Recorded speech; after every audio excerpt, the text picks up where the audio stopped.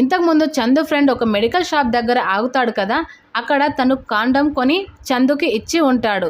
దాన్ని మంగపతి లాయర్ దామోదర్ ప్రూఫ్గా చూపించడంతో అలా ఈసారి కూడా బెయిల్ క్యాన్సిల్ అవుతుంది. ఇలా చాలాసార్లు బెయిల్ రిజెక్ట్ అవుతూనే ఉంటుంది. తర్వాత జాబిల్లి మెంటల్గా డిస్టర్బ్ అయింది అని చెప్తారు లాయర్ దామోదర్. దానికి ప్రూఫ్గా ఒక నకిలీ డాక్టర్ని కూడా పెడతారు. ఆ డాక్టర్ కూడా అవును నిజంగానే తను మెంటలీ డిస్టర్బ్ అయింది అని చెప్పడంతో ఇప్పుడు కూడా బెయిల్ రిజెక్ట్ అవుతుంది. ఇక 29 జూలై 2013కి పోస్ట్పోన్ అవుతుంది. ఇక స్టోరీ కాస్త ప్రజెంట్కి వస్తుంది. ఈ కేసు గురించి చదివిన తేజ ఈ కేసు గురించి ఎలాగైనా మోహన్ రావుకి చెప్పి ఒప్పిస్తాను అని చెప్పి వాళ్ళని పంపిస్తాడు. కానీ ఈ ఫైల్ చదివిన మోహన్ రావు మాత్రం ఈ కేసుని మనం టేకప్ చేయలేము అని చెప్తాడు. కానీ తేజ మాత్రం ఈ కేసుని మనం టేకప్ చేసి గెలిచే ఛాన్స్ ఉంది అని చెప్తాడు. కానీ మోహన్ రావు మాత్రం ఈ కేసు పైన ఇంట్రెస్ట్ చూపించాడు. అలా తేజనే ఈ కేసుని వాదించాలని ఫిక్స్ అవుతాడు. ఈ కేసు గెలిస్తే మోహన్ రావు గారికి కూడా మంచి పేరు వస్తుంది అని భావిస్తాడు. దాంతో చంద్రశేఖర్ ఫ్రెండ్స్కి మోహన్ రావు గారికి మీ కేసుని నన్ను వాదించమని చెప్పారు అని అబద్ధం చెప్తాడు. అలా తన ఫ్రెండ్ అయిన లహరి సాయంతో ఈ కేసుని టేకప్ చేస్తాడు తేజ.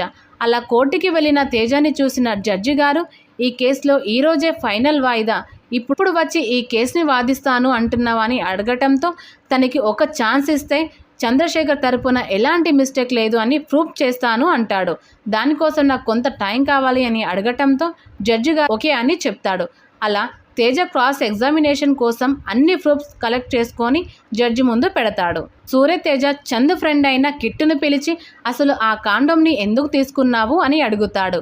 అలా అడగటంతో తను తీసుకున్న విషయం నిజమే కానీ చంద్రశేఖర్ దాన్ని తీసుకోలేడు అని చెప్తాడు. అలా నెక్స్ట్ డేకి పోస్ట్పోన్ అవుతుంది వాయిదా. తర్వాత నిత్య పంపిన ఈ వీడియో స్టేట్మెంట్ని జడ్జి గారికి చూపిస్తాడు తేజ. ఆ స్టేట్మెంట్ విన్న ఆపోజిట్ లాయర్ కొంత టైం తీసుకుంటాడు. తేజని కూడా కొనాలి అని అనుకుంటాడు.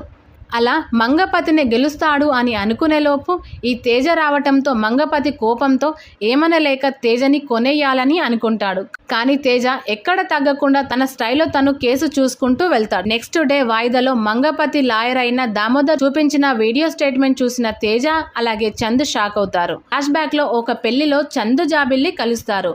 ఆ పెళ్లి ఫంక్షన్లో జాబిల్లి చందు ఒక రూమ్లోకి వెళ్తారు. దాన్ని ప్రూఫ్గా తీసుకొని ఎన్నో కట్టుకథలు చెప్తాడు ఈ లాయర్ దామోదర్. ఇది విన్న జడ్జి కూడా కేసుని వాయిదా వేస్తాడు. ఈ వీడియో చూసిన తేజ వీళ్ళందరూ నన్ను చీట్ చేశారని ఈ కేసుని వదిలేయాలని అనుకుంటాడు.